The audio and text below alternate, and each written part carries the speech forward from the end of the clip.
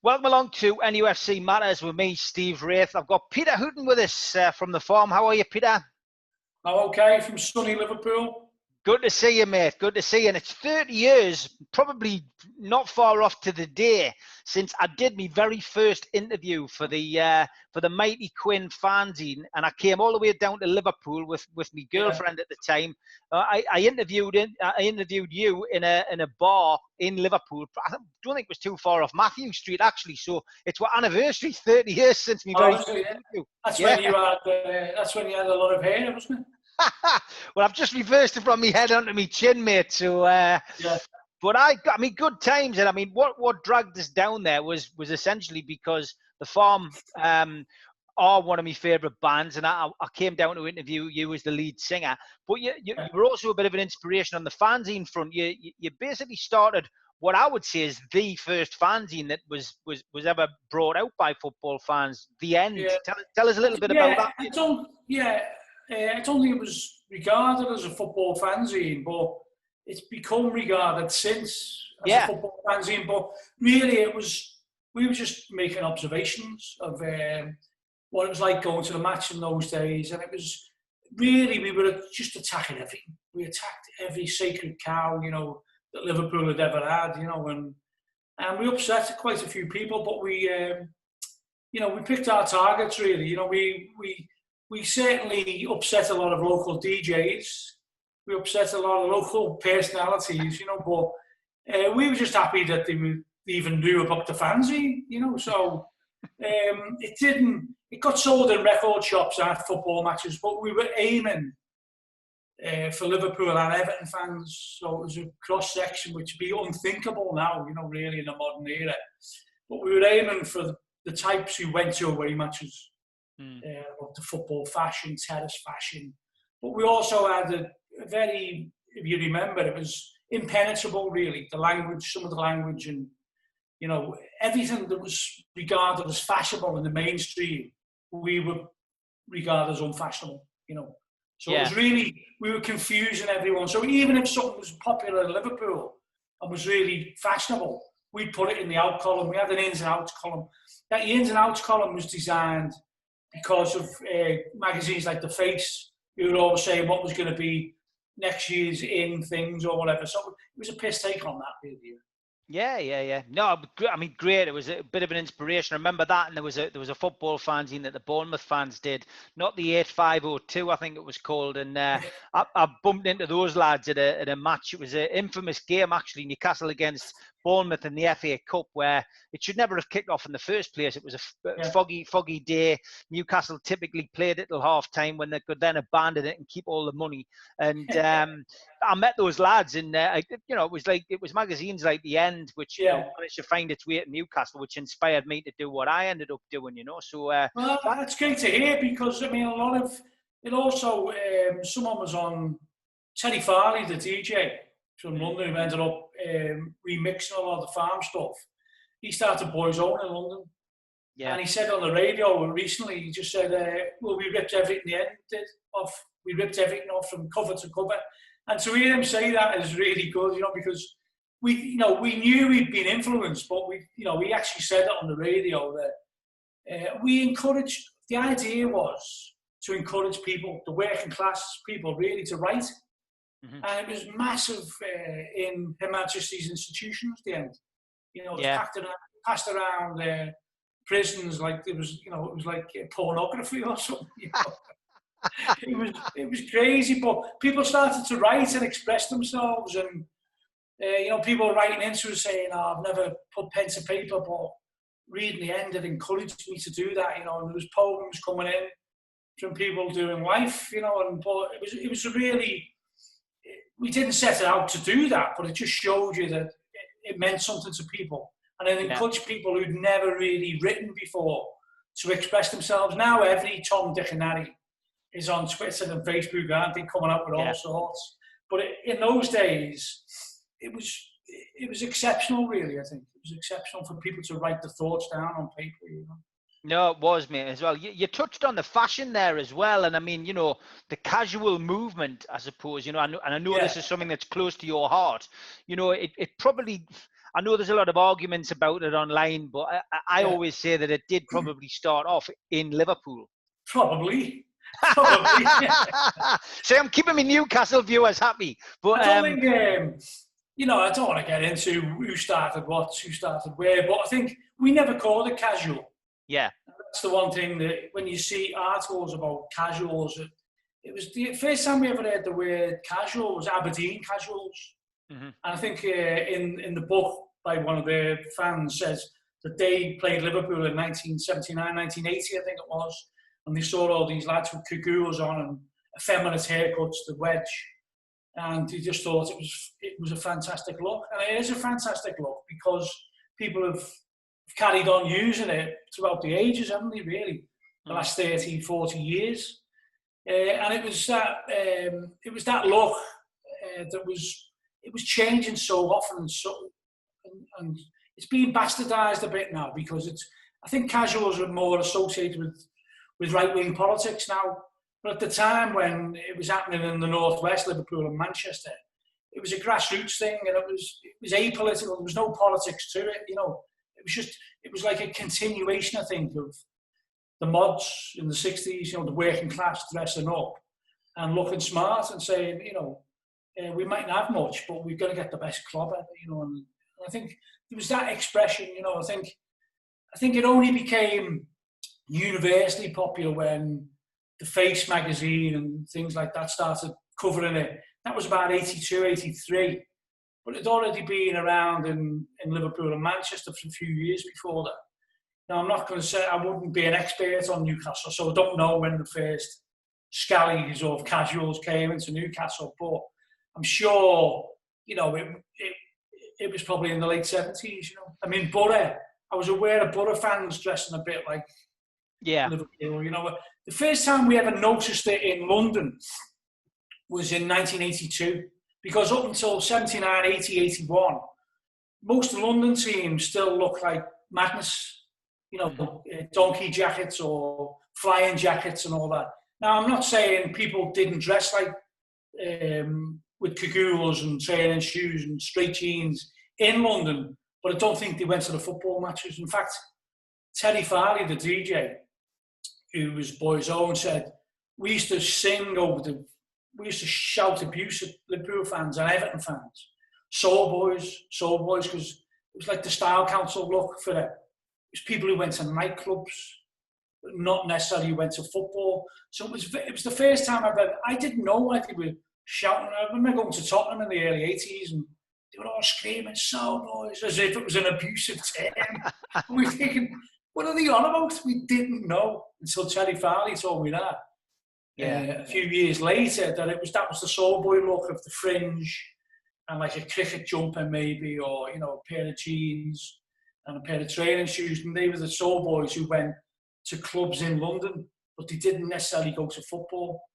So the way people dressing like that in London, I remember going down to Cornwall in the late 70s and met a load of Chelsea and Tottenham fans, and we got friendly with them because basically they were into the clash and they were smoking pot and they all had Stan Smiths on, but they had longer hair, they didn't have a fringe, you know. So it's hard to say, but I mean, I think certainly Liverpool was one of the forerunners, no doubt about it.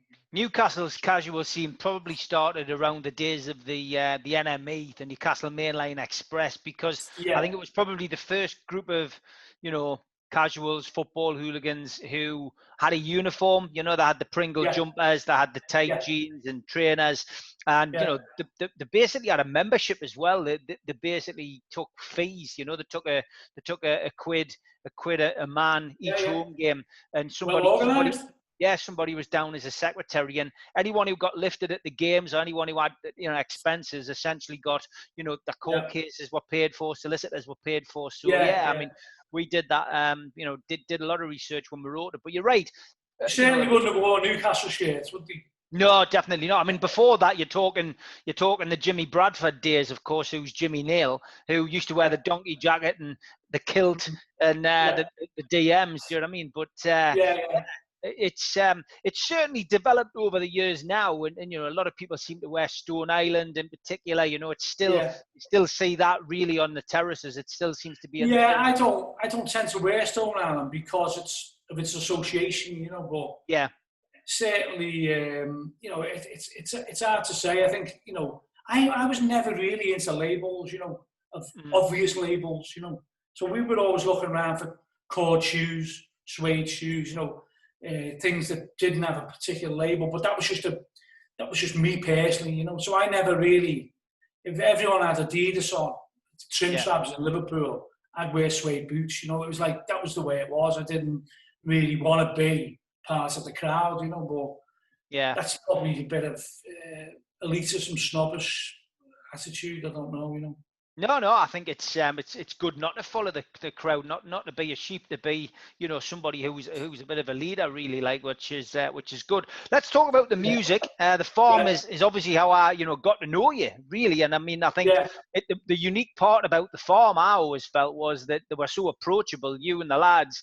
I think I remember coming along to a record signing at Virgin, I think it was, and you know, I'd just started the fanzine, and that's how my journey began. But you know, over the years, you know, I came to gigs. I remember kipping on a hotel floor. I remember, you know, doing it, you know, helping with the speakers at a couple of gigs, carrying them in, just to, you know, wanting to be part of it. And I think that was the beauty of the band. It was a bunch of mates who basically played. I remember you being a pain in the arse. It's funny you should say that. I think we opened HMV, didn't we? I think you did, yeah. It was bizarre because we're not the type of opening HMV type of band. But for some reason, you know, someone asked us to do it, and we did it. And we weren't the type of, but we'd always seen ourselves as like following in the footsteps of the Specials or the Clash, you know, being a people's band. So we weren't into security. So if we ever went out in London or whatever, we'd never have security with us. Other bands would have. We'd never have security with us. We'd have a couple of mates maybe, but we didn't want to get into that.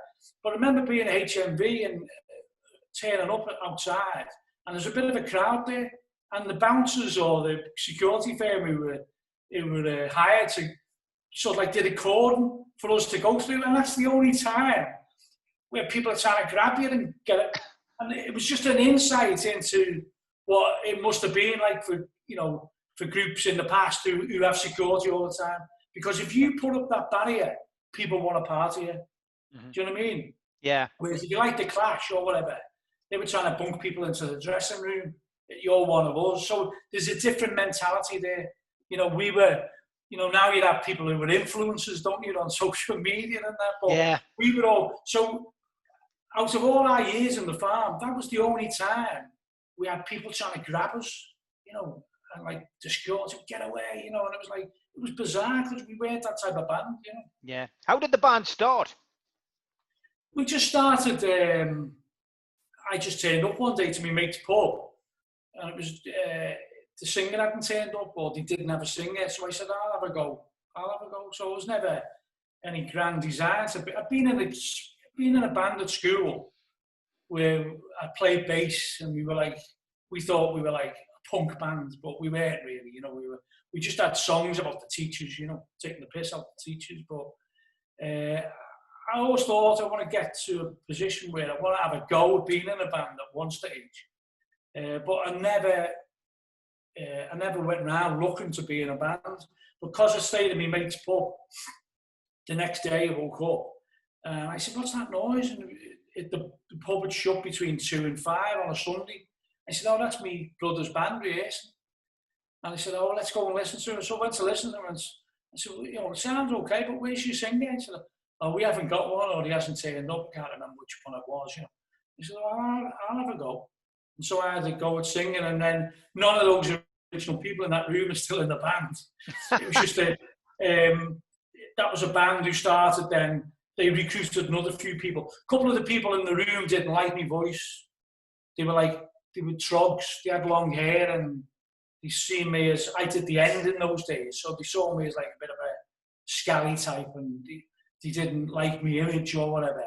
So they soon disappeared, and then we got Steve Grimes, the guitarist, who's still in the band, to join. And then another lad called Andy McVan, who sadly passed away in 1986 in a car crash. He joined the band, so he's like our Keith Moon. I always said to Andy, you'll never make 21 if you don't calm down. You've got to calm down. And he was always like, he wouldn't listen, you know, and he sadly, I think he died when he was 21, you know. But so that was the genesis of the band, you know. And then I was doing their songs, and they weren't the type of songs I'd do. I'd sing, and I had no, they were love songs. I didn't want to sing love songs. I wanted to sing about social issues.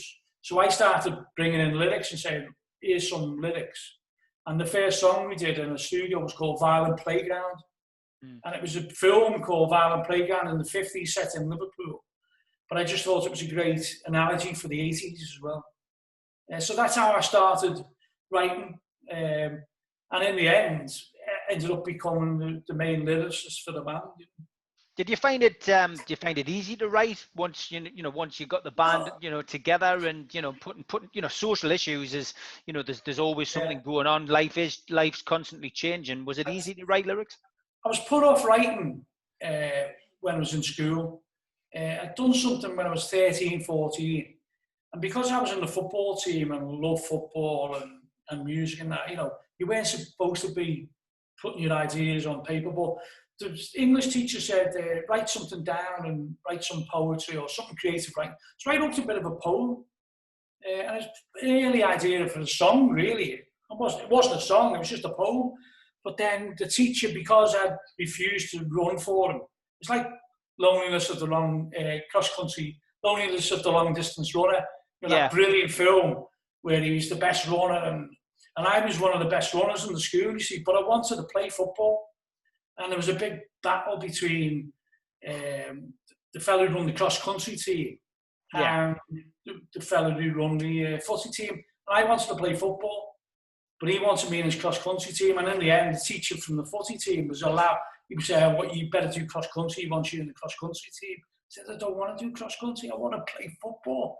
And he said, "No, you've got to do that." So I ended up getting a doctor's note to say that I couldn't do cross-country because it was too stressful for some bizarre reason. I was being sick and all the time. Because I was running in big, these big, I ran for Liverpool Catholic schools, I was like, and you had big runs against all the different cross-country teams in the north. There was 400 people on these runs.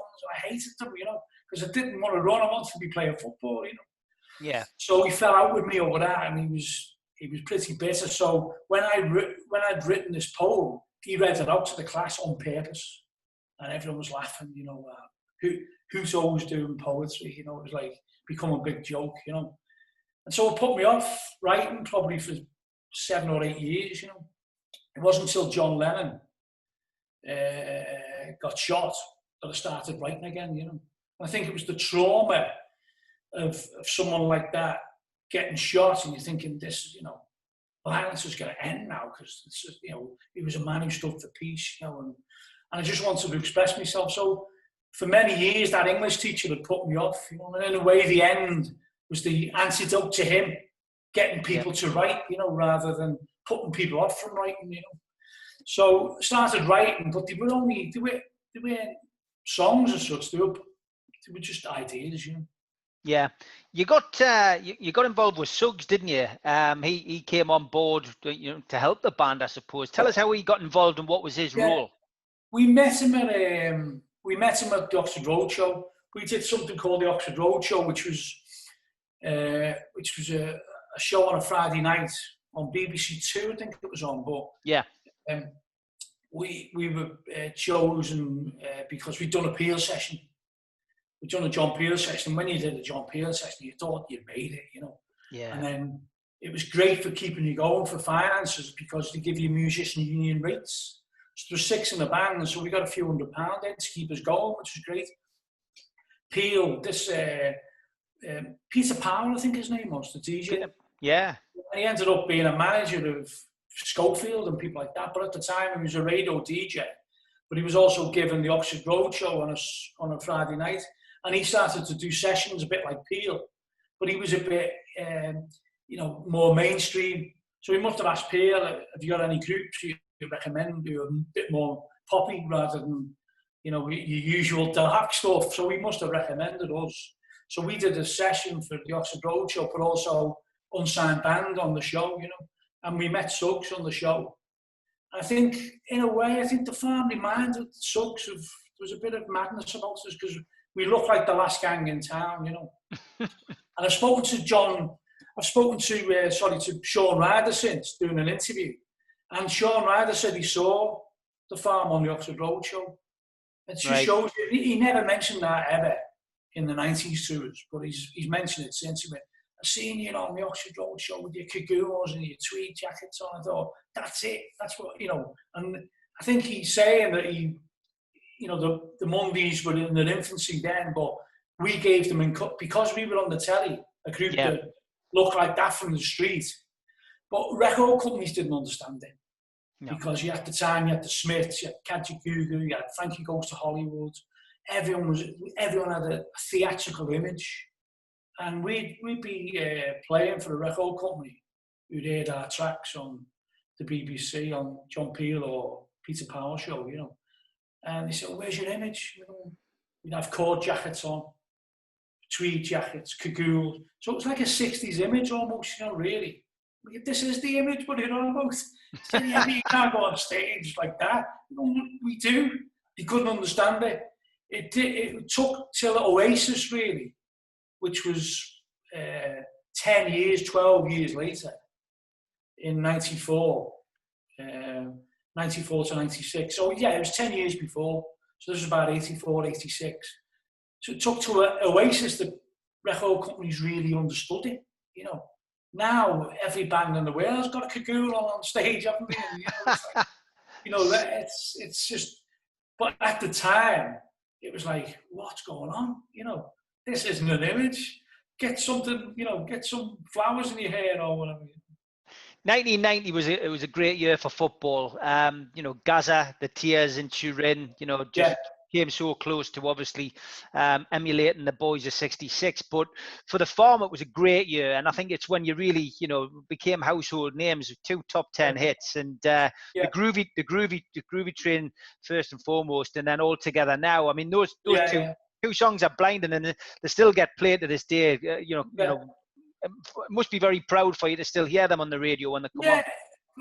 Yeah, obviously, you know, it was made up that we had that success, but that was also, it wasn't with a record company as such. That was our mates doing that.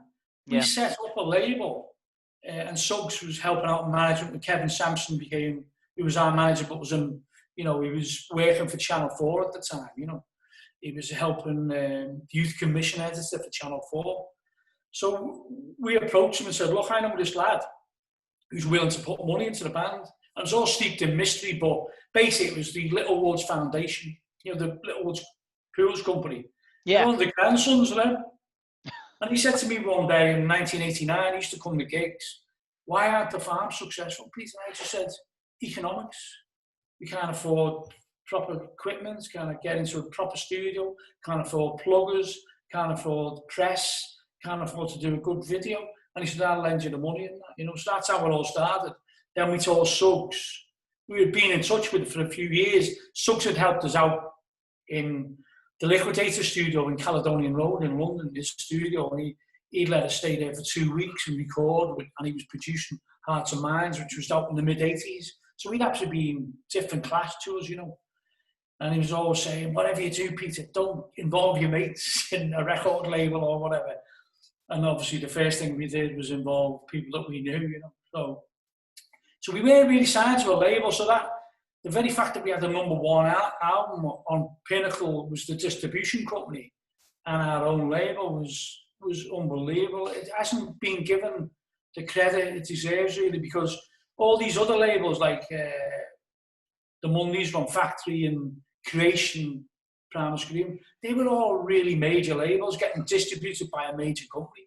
We were doing it. It was like punk rock. I remember Jamie Reid, who did the cover of Sex Pistols stuff. He came into the office one day. It was absolute chaos, you know, and he went, this is what punk is all about. Nobody knows what they're doing. And it was like an avalanche. It was like a tidal wave. as soon as Stepping Stone come out, then it was Groovy Train altogether. Now and then Spartacus. We couldn't, everything we did became successful, Sell out tours everywhere, but we were going mad as well at the same time because we didn't have that protection of a record company. We were making all the decisions ourselves, and it really, at the end of the day, we had a brilliant tour of America with Big Audio Dynamite. It was absolutely massive in America because of the Clash, because of Mick Jones' connection. But over here, they weren't really, I think they're brilliant, Big Audio. We were on tour with them, and America just loved the farm as well. We were like, it was almost like we were the monkeys because we were fooling around all the time. But we took that madness. The Beatles always used to do it as well. And we were just having the greatest time ever. And that's what we wanted it to come across as, And so we mightn't have made as much money as other groups, or we mightn't have been as successful as other groups in the long run. But we had the better laugh, I reckon, than any other group. We had an absolutely fantastic time, Everything. There was a funny incident around the corner, it was like something going wrong, or someone doing something and falling off a cliff.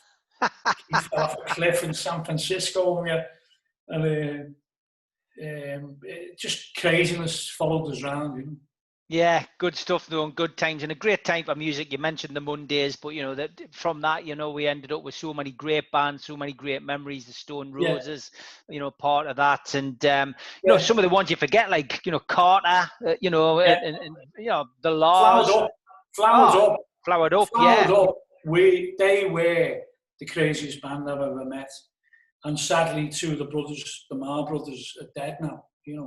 But it was like a bit like Andy McVan, who died in the car crash. I wanted to say to Liam and his brother, calm down, you might read about these, but you're going to end up like Jim Morrison, Janis Joplin, whatever. It might be glamorous in the newspapers and the obituaries and that, but it's, and sadly, Flowered Up were brilliant lads. Every time we went to London, it was nothing to do, Cockneys and Scouts and that. It was just us, you're into music, we're into music. It was brilliant, absolutely brilliant.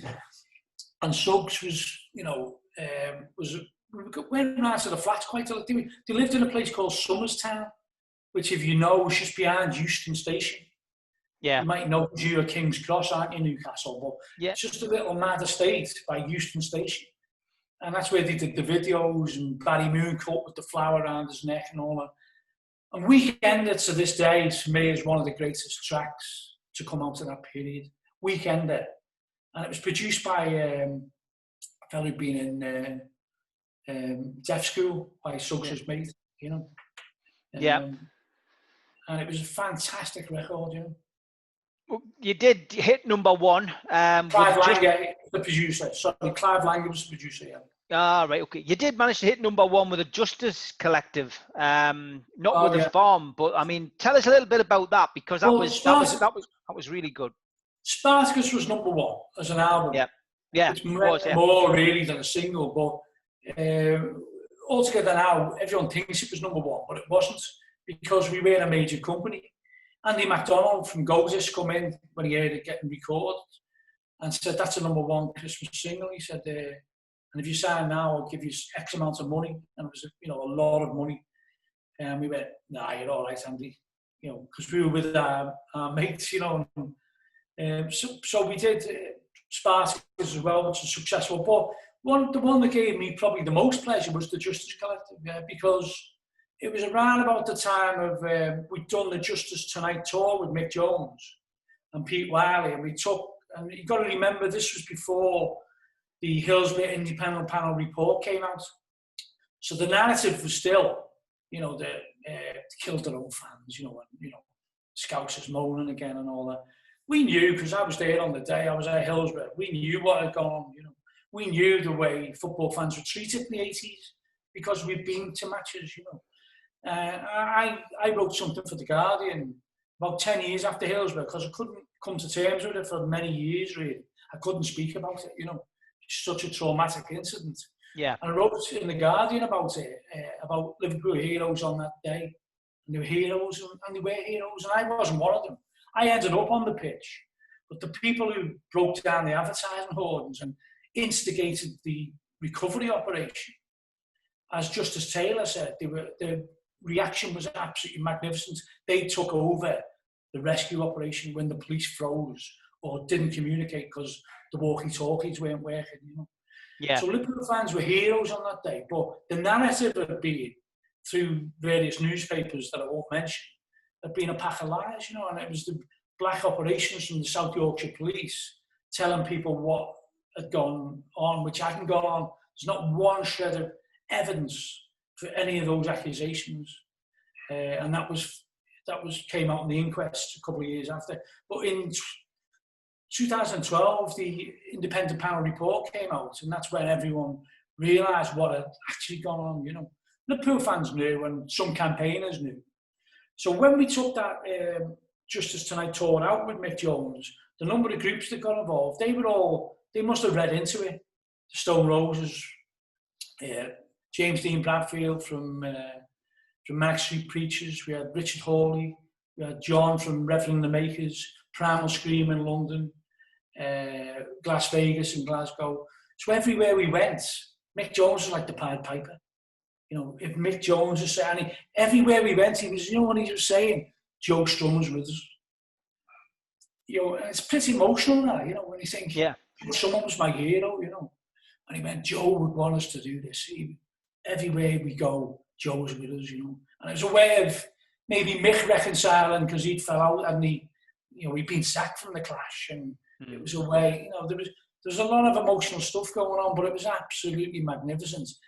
And we ended up playing in 2012 with the Stone Roses at Hooton Park, and they took us on a tour of Europe. Went to Lyon with them, went to Milan, went to Dublin, and it was absolutely magnificent. But it wasn't until the September 2012 that report came out, and then everyone went, oh yeah, you know, that's when the narrative really changed for a lot of people. So then we thought, how do we keep this in the public consciousness? And it was Steve Rotherham, who was an MP, Labour MP at the time, said, we should re-release You Never Walk Alone and get the people who did the Justice Tonight tour, Mick Jones, everyone to sing on it, you know. And he said, I know Kenny Dalglish and Jerry Marston. I said, wait there, Steve, wait, you know. We don't want it to be like that. And so we decided to approach Guy Chambers, who'd done certain stuff. He through Keith Mullen, he'd been to Lipper, which is Paul McCartney's endorsed place in Liverpool. Yeah. And Guy Chambers had become an associate of Lipper.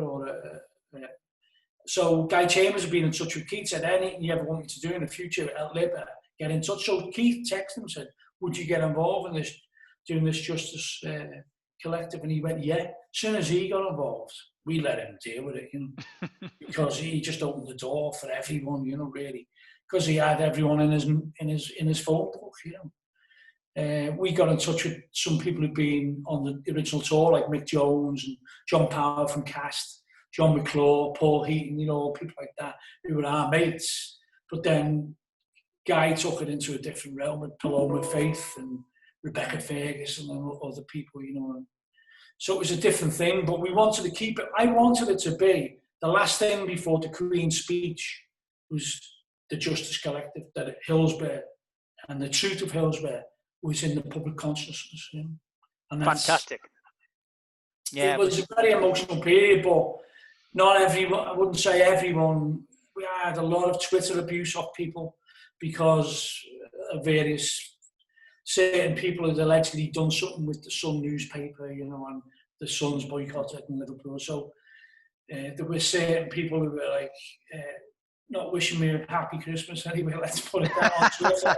But you just have to accept that. I mean, it is sickening because it was done for the right reasons, but someone might have done an interview with the Sun, I don't know, but Robbie Williams had done something, I don't know, you know, but Paul McCartney had allegedly done something, but so people get photographs of people with, you know, endorsing something, but not necessarily the truth, you know. I got in touch with McCartney's PR people. Said, has he ever done he said he'd never do an interview with any newspaper, individual news, just does press conferences. Mm-hmm. That's what Liverpool Football Club used to do, a press conference, and the Sun would be in there, but the Sun would get son got banned after the inquests in 2016. But up from Hillsborough to 2016, the son was still going into Liverpool press conferences, or independent writers who would then write for the Sun. I want to finish off the interview just with a Liverpool fan's view of Newcastle United. And first of all, it might be 30 years since we last had an interview together, but it's 30 years since Liverpool won the league. So congratulations from one Premier League club to another. We've still got to wait, obviously, 1969 since our last European trophy, and 1955 since our last domestic trophy. So right. hopefully it's our turn soon as well. But yeah, congratulations to Liverpool. But what's your view as an outsider, another fan looking in? I mean, you probably saw a couple of weeks ago when the takeover stalled. I won't say it collapsed. That it was mentioned that Liverpool and Spurs in particular had, stood up, against the takeover. They didn't want to see Newcastle, come in. What's your view as an outsider on the takeover, first of all? Well, I don't really know. I couldn't really talk about the takeover because I don't know the ins and outs of it. But from a Liverpool fan's point of view, Dubai were about to take over Liverpool in 2007. In the end, Hicks and Gillette, who had so much trouble with the start, really energised and was the catalyst for the Spirit of Shankly. Dubai were about to take over, and a lot of Liverpool fans wanted that. I didn't particularly want that. And I wrote an article about be careful what you wish for, because I know the arguments for and against it. Britain deals with Dubai and Britain deals with Saudi Arabia and Qatar and human rights. So I don't really want to get into that because I don't know the ins and outs of it. But I didn't particularly want my football club to be run by a Middle East consortium or representative. So when the takeover didn't happen, and it might still happen, as you say, I just thought to myself, well, maybe they've got away with it there. I don't know. But people would say it's a bit hypocritical because Liverpool fans wanted Dubai, but I didn't particularly want Dubai. Yeah. Now you can say, well, Hicks and Gillette were involved in dodgy capitalism, and of course they were. But FSG, the new owners, seem to be fairly, decent owners.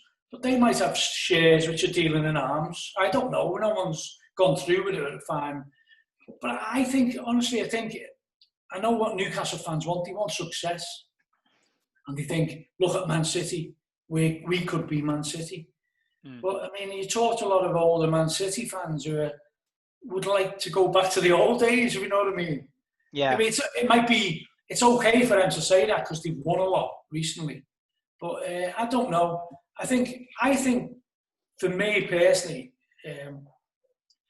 I don't particularly like the way the Middle East is dominating football, and it's got the World Cup in Qatar. You've had your run in with your owners. Rafa seems to specialise in having battles with owners as well. When he was at the club, he played the game against Mike Ashley, did the same at Liverpool.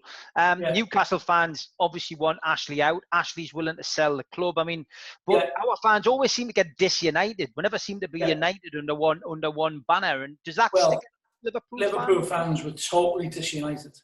Right. So how do we get over that? How do we get over that, do you think? It's hard to say because, I'd say at any one time in our campaign against Hicks and Gillette, 2008, 2009, 2010, we only really had 10% of the fans on board. But we had a lot of very experienced people in the Spirit of Shankly committee. The first thing I did when getting in touch with someone who chaired the first meeting was I went for someone who was involved in business in Liverpool by then, but originally in the 80s, he'd been involved in the Labour Party fighting the Tory government, and he'd been chair of something called the Broad Green Labour Party. And the Broad Green Labour Party had Terry Fields as their MP, famously a militant MP. So I thought if anyone can keep the various factions together, this lad Paul Rice, and sadly passed away a few years ago with leukemia, But if anyone can keep those warring factions together, you need somebody who everybody respects. So you might be, totally disagree in meetings or whatever, but if you got the consensus from the chair, and Paul Rice did that. So what we did at our first meeting in the Sandon pub, which was the spiritual home of Liverpool Football Club, it's where Everton used to get changed before the in 1878, when they formed, Everton played at Anfield, So what we wanted to do was get someone who had the respect, and I think Paul Rice you need a strong chair. Now, everyone will say, well, Newcastle fans, there's different factions. There was loads of different factions with Liverpool. It's just that we had an insular belief that what we were doing was for the best thing at the club. And all that noise around you, you've just got to ignore it. You've just got to ignore it and carry on with what you think is the right thing to do. And obviously a lot of problems arise from that because it's personalities there. So you need somebody, not many people, he wasn't that well known in the Liverpool fan base, Paul. A few people knew him, but he wasn't one of those who, has his own fanzine or his own podcast. But people then, the first meeting, we invited everyone who ran an away coach. We thought that was important. We invited Liverpool's hooligan element, who were called the Edge. We invited them. And we had 300 people there, mass meeting. And no one could agree on everything because the chair was brilliant and led it. And he said, I'll just chair the one meeting, Peter. And I'm too busy in business to do other things. But 2 years later, he was on the steps of St. George's Hall in Liverpool making a speech for our independence rally in 2010 on July the 4th. Liverpool declared independence from the American owners. And he was making a speech. So 2 years later, he was still there, and it became his passion, so I think it's very important. But he'd been disciplined by his political background, I think. So his involvement in day-to-day running of a political branch, and so I think we were lucky in that respect. A lot of people left the union, a lot of people left the committee. There was arguments all the time, but as long as you had the core of 2 to 5 people, you could keep it together. And I always remember a lot of the regulars who went to away matches slagging the SOS off. So I think you get the impression that it was everyone's on board to the SOS. It wasn't like that. I can assure you, it wasn't like that. There was one match we played, an FA Cup match, and people started singing about the owners, and the whole cop turned on the middle of the cop. It was they saw them as the SOS hardcore, and the whole cop, and there was nearly fist fights and all sorts going on, So we only ever had 5,000 on a march, and if you think of it, the other 95% would be outside the ground like that with their arms folded. We all be saying, come and join us. But what we did have, I think, was enough people who were savvy on the internet as well. So wherever Hicks went, he was trying to get loans in Wall Street. So someone, by pure chance, a Liverpool fan of Wall Street, saw him and put it on the internet. And so everyone, the campaign had started at that bank saying, don't lend them the money or we'll boycott your bank. And we will spread it around, And so I think because of the success of the Sun boycott, banks took it seriously. I think they took it seriously. I mean, we had some stupid attempts at super gluing RBS in Liverpool, like in chaining banks up and blue tack, and all sorts of mad things. There was a direct action. I told the Premier League, Scudamore was trying to find out who are this SOS. It's like Butch Cassidy and the Sunday Night Kids, where they're getting pursued and they go, who are these guys? They have to spy out going, who are these guys? But I told the as the SOS, someone rang me from the Premier League, and it was a girl I knew who was a Liverpool fan, but she was involved with Scudamore as well. And she said, Peter, the Premier League website's collapsed. Scudamores on holiday in the West End, in Jamaica. He's not even here, but can't you call them off as if I was some... I said, I don't even know who they are. I said, but I do know this direct action group. It's all the Balaclava boys. I don't know who they are, which is a bit of tongue in cheek. I knew some of them, but I didn't know all of them. I said, I tell you what, they've recently joined up with the Manchester Education Committee. You know, they were the Man United hardcore who kept on disrupting matches or whatever. And she said, what? I said, yeah, Liverpool and Man United are going to join up together against the American owners. And it was like, oh my God, that would be a disaster. So it was like, I think it's how you do it. I think the internet was important because Premier League website collapsed. And I think probably that's where Liverpool worldwide fan base comes into its own.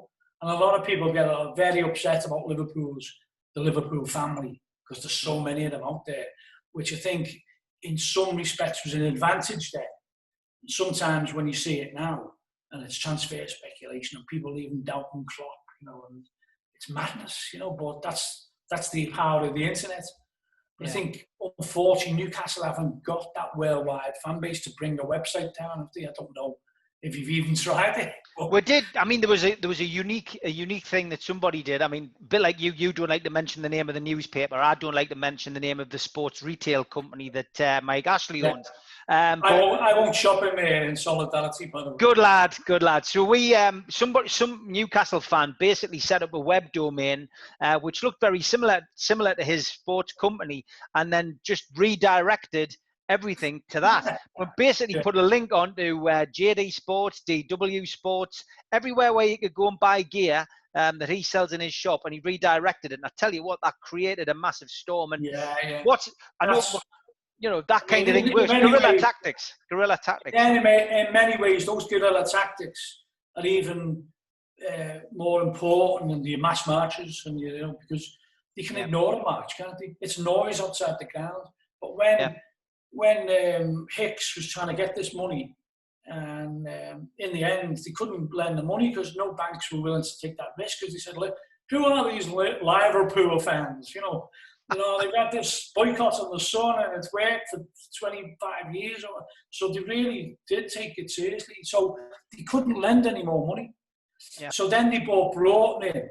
The RBS brought Broughton in, who was a Chelsea fan, and he was there to get new owners, and they bought it for a song. They bought Liverpool for a song. Less than 300 million, I think. You know, and Hicks...